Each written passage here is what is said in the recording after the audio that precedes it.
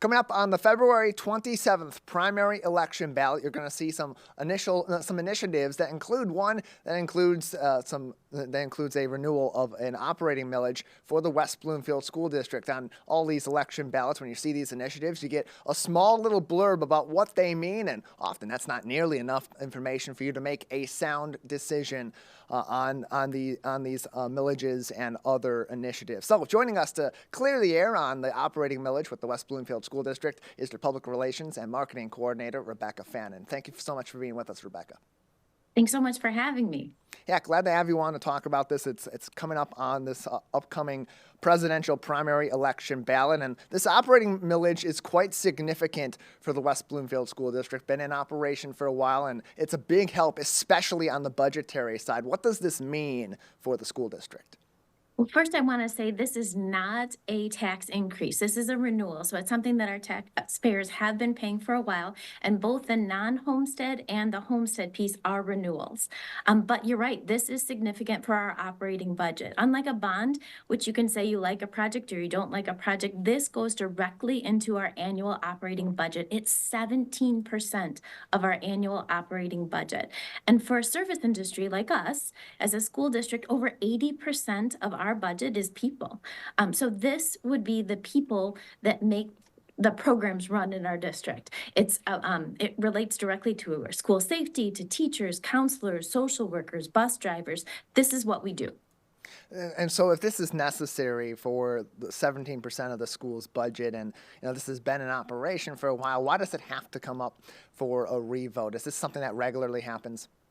That's a great question. Absolutely. So what happened was, and I'm going to give you the short line at the grocery store version of school funding. Essentially in the 90s, before Proposal A passed, what we raised in school taxes stayed here, and that's what we spent. But there were school districts that were literally running out of money and closing their doors in May because they didn't have the money to make payroll. There were also senior citizens who were being taxed out of their homes and farmers who were being taxed off their land. So the state legislature said we have to fundamentally change how we fund education. So since Proposal A passed, in a nutshell, the money that we raise from school taxes goes to Lansing and comes back in a per pupil allocation. That's why those count days are so important for us. And we have another one coming up on Valentine's Day. February 14th is the second count day of the year.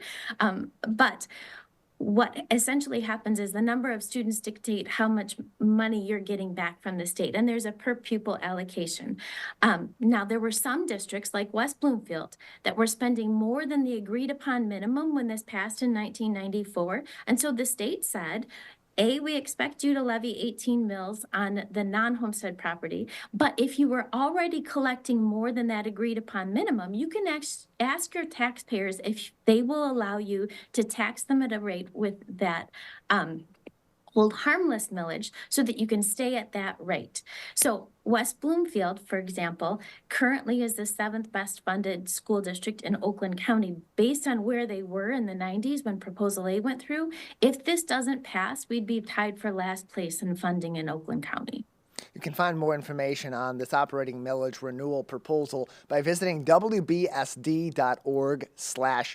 That's simple, wbsd.org/vote, as you're seeing on your screen on today's broadcast. Rebecca Fannon is the Public Relations and Marketing Coordinator with the West Bloomfield School District, here to talk to us about some of the information you may need to know before you make a decision on this operating millage renewal. And Rebecca, you mentioned both the hold harmless side and the non-homestead side. So this renewal, as you mentioned earlier on, should this be renewed, it's not an increase in the taxes. It'd be staying at the same rate that you're currently paying in these taxes, both if you're non-homestead or hold harmless. For those that may not understand the difference between those two, give us the cliff notes, and you already mentioned it a little bit, between non-homestead and hold harmless.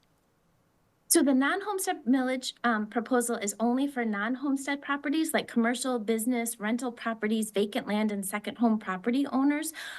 So if you own a rental property, it would impact you. But that 18 mil proposal doesn't impact homesteads. So most homeowners won't have an impact, but we have to ask homeowners every so often if we can continue to levy this on the non-homestead property owners. And then the homestead millage, is what I was talking about before. Like some districts like West Bloomfield had already spent more than that agreed upon minimum that was established with Proposal A. So the state allowed districts like West Bloomfield to levy that hold harmless millage with voter approval to stay at their funding rate per pupil when Proposal A passed in the 90s. And That's the so, skinny oh, version. please.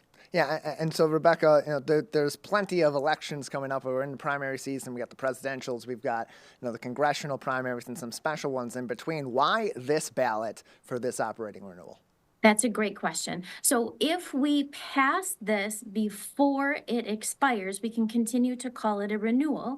But if it doesn't pass, we will absolutely go back out again to voters in the summer, which would be the next ballot that we could get on because of timing. But at that point, we'd have to call it an increase, because if it doesn't pass, it resets to zero when this is levied for the last time. We collect all of our taxes in the summer, and so if this doesn't pass before July, it would be called an increase, even though this is what taxpayers have been paying since the 90s. The other thing is that by tagging on to the presidential primary election, there isn't any cost to the school district for this election. So if we held an election at a different time of year, like in May, we would most likely have to pay for those election costs, which makes sense because our city clerks would have a lot of work to do to run those. More information can be found on the operating millage renewal proposal for the West Bloomfield School District on wbsd.org/vote. They got an FAQ there with a bunch of different questions that you can get answered on this. And Rebecca, if people have questions beyond that, they want to learn more, they want to know more about how this operating millage affects the school district now and how it could affect the school district both if it passes or if it fails on the February 27th ballot, how can they get more information or get their questions answered? Absolutely. So my contact information is on that page as well, but you're always welcome to email me, rebecca.fannon@wbsd.org, or to call any member at ACS. We'd be happy to tell you. We also could come out and speak to groups. If you're interested in having us address your group and answer any questions one-on-one, we'd be happy to do that also. But like you said, there's a ton of information at wbsd.org/vote.